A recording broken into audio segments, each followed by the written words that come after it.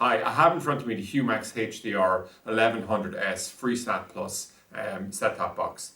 This is an absolutely fantastic box. It's the Rolls Royce in terms of the free-to-air world. So some of the great features that come with this is, first of all, it has a 1 TB internal hard drive. It gives you about up to 600 hours of recording time.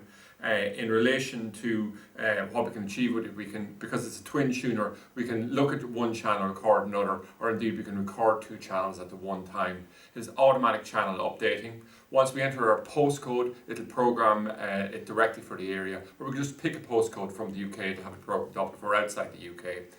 It's automatic channel updating on it. It gives 7-day EPG going forward, and it has backward service on over 25 channels, so you can go back up to 7 days on a thing. And it comes now with great new add-on features like players for BBC, Channel 4, etc., but also for Netflix, YouTube, etc.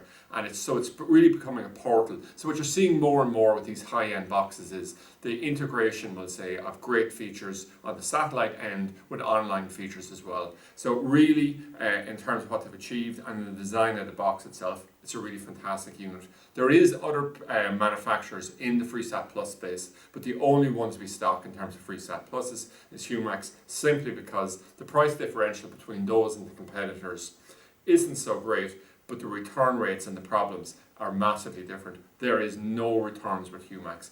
Everything works flawlessly. It's simply, without question, the most reliable, best designed set-top box we sell. In terms of when we do program with the EPG or with our postcode, 200 channels automatically tuned in. So what I'm going to do now is maybe jump to the front here, just show what we've done here in terms of we've actually upgraded the firmware directly on this box.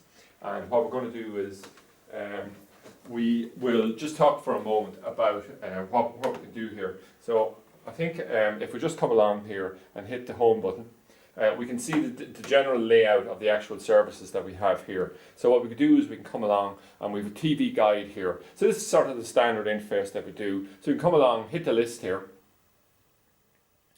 So we're going to TV guide, and what we can do here is hit the list button.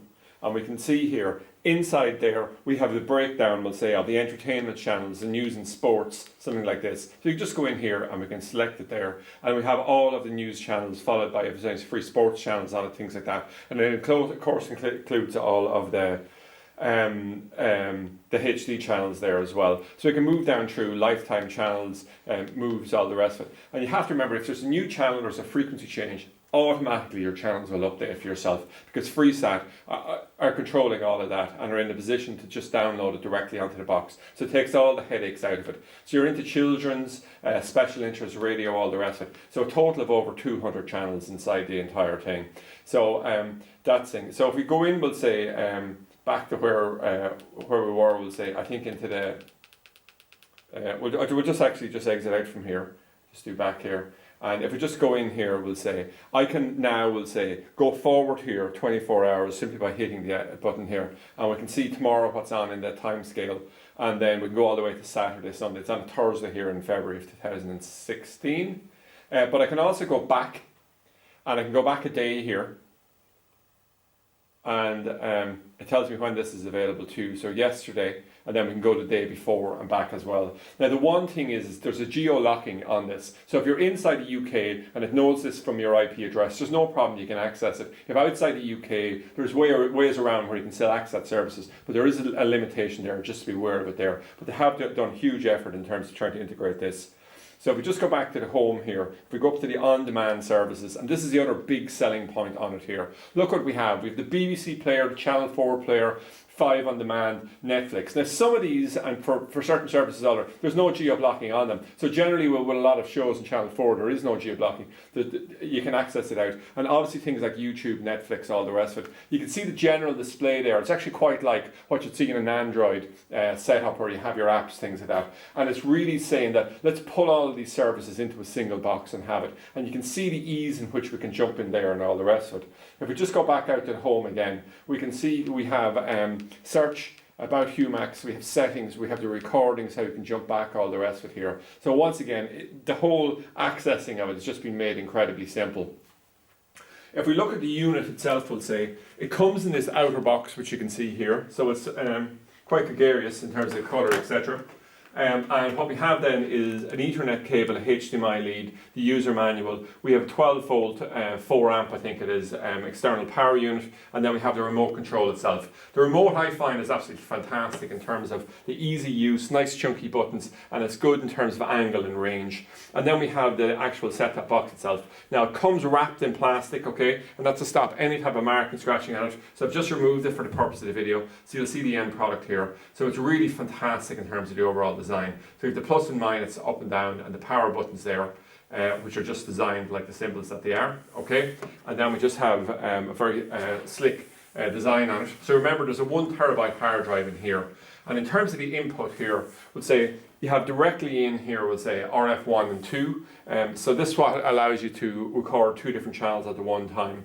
In terms of outputs, the basic choices we have is RCA. So we could do RCA to RCA or RCA to SCART on older TVs. But virtually everybody who's going to be investing in a sort of a top-end box like this will be using the HDMI output to get the full HD picture on it. Although you can still receive those channels on an older SD TV because there's a downscaling feature within this box that allows you to still play them back, but you're not getting the full picture resolution, obviously.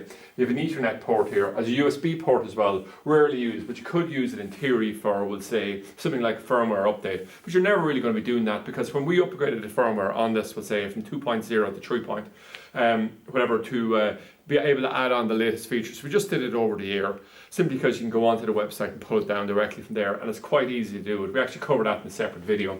So I'll just go back around here again and give a little more overview on it.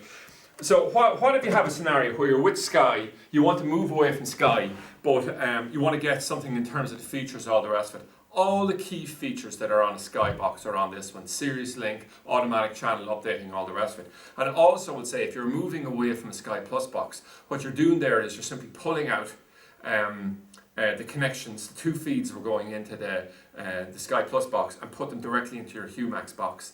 And that's it. So the changeover will say you need no engineering skills whatsoever. When you turn on the box for the first time, you will see separate videos that cover this, but basically you're just asked to enter your postcode. Enter the postcode, it programs itself up, adds on the 200 extra channels, and then you're set up. It'll actually add on the extra channels if there's any change in lineup automatically afterwards. So it's sort of foolproof from that perspective. So it really is a great box. It's on the premium end of the market. The prices reflects that to a certain extent.